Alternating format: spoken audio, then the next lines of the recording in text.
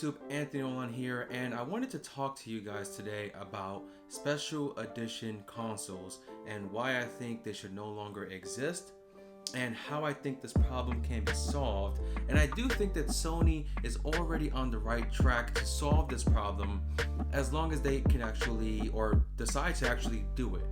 Now, there was a time where I did had a couple of limited edition consoles. I did have the Spider-Man PS4 Pro limited edition console because I was able to pre-order it before the game came out. And there's other consoles that did come out before and after. There was the God of War PS4 Pro.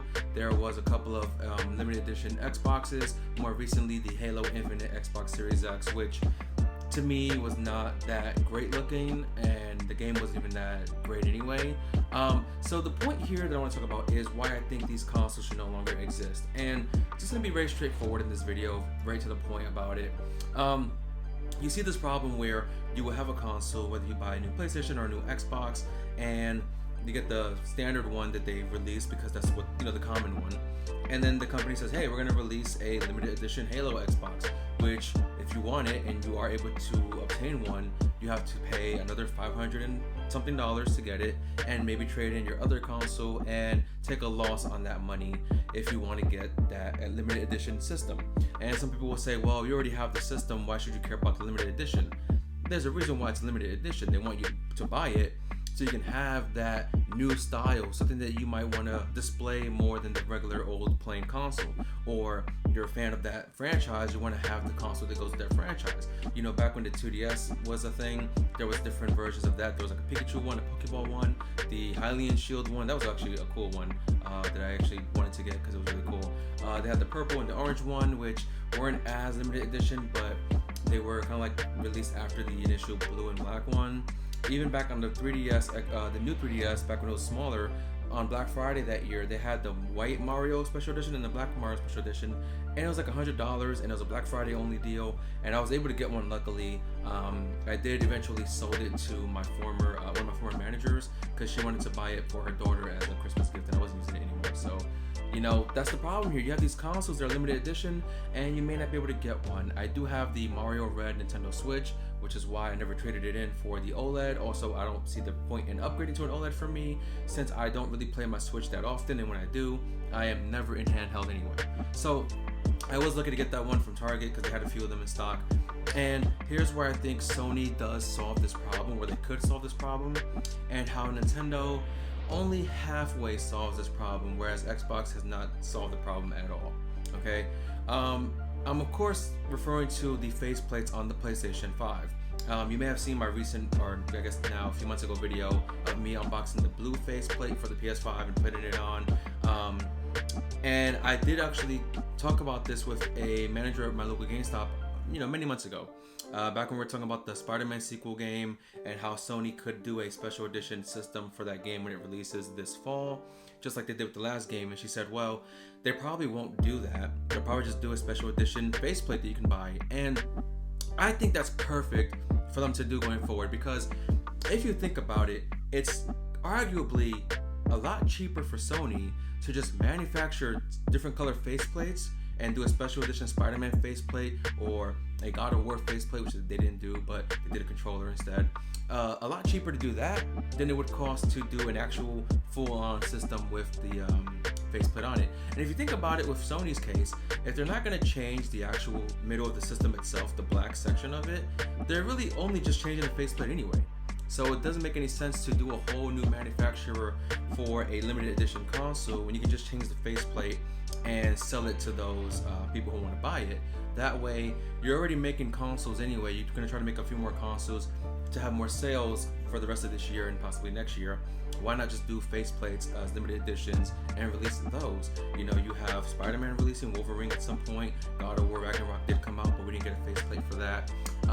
And that could potentially be why we may not see a Spider-Man faceplate, but granted, there has been videos on the internet where you can take your faceplate and do like very different types of customization to get that design that you want.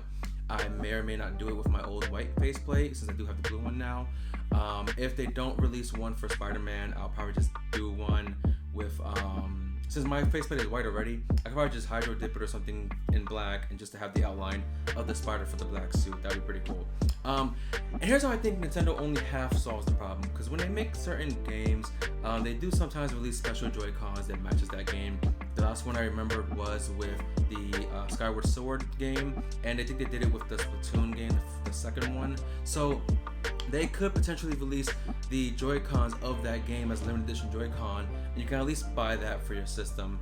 But again, most people, as far as I know, don't really use Joy-Cons unless they're doing like movement in their games. I only use the Pro Controller, so I don't really see a point in doing these limited edition Switches when you can just do a Joy-Con anyway, or even a Pro Controller. Why not do a limited edition Pro Controller? We've only seen like maybe 2. I think they did one for Splatoon, and they did one for Smash Bros, and I think there was one for Xenoblade, but it was a very, very limited release anyway. So the problem here is that with Xbox, they aren't really doing that. If you want to customize your Xbox, the only option is to buy a skin, which a friend of mine did buy one. He has a Godzilla skin on his Xbox, and it's pretty cool. But a skin is only temporary. It's not a permanent solution for that customization. And I think that Xbox could make some changes to kind of eliminate this need for manufacturing a limited edition console that not everyone would be able to get.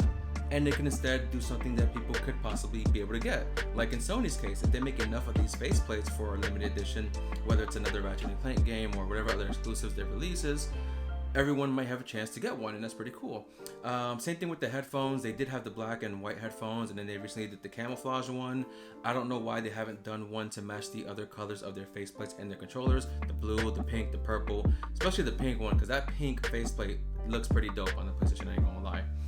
And like I said, with Nintendo, you do have limited edition consoles that do release, like the one for Splatoon 3 and Pokemon Scarlet and Violet. But from what I've seen, most of those limited edition Switches are kind of ugly. Like the Scarlet and Violet one was ugly to me. Thought it was pretty disgusting looking. The Splatoon also was kind of ugly. And I think they did a Switch Lite for, I think it was for Pokemon Sword and Shield. That one was pretty cool. They did one for Brilliant Diamond and Shining Pearl. That one was really dope. So designs like that should be going to their main Switch. But again, they could just do the Joy-Cons and you can buy that anyway. So that's kind of the main point of this video here about these limited edition consoles, why I think they should no longer exist, why I think it's a bad idea.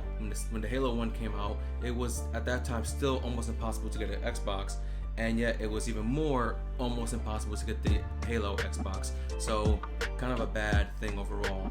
And I think it's going to save the companies a lot more money to just do some kind of customization option for like a skin or a cover. Maybe Xbox will sell a cover for it, and everyone will get a chance to get one.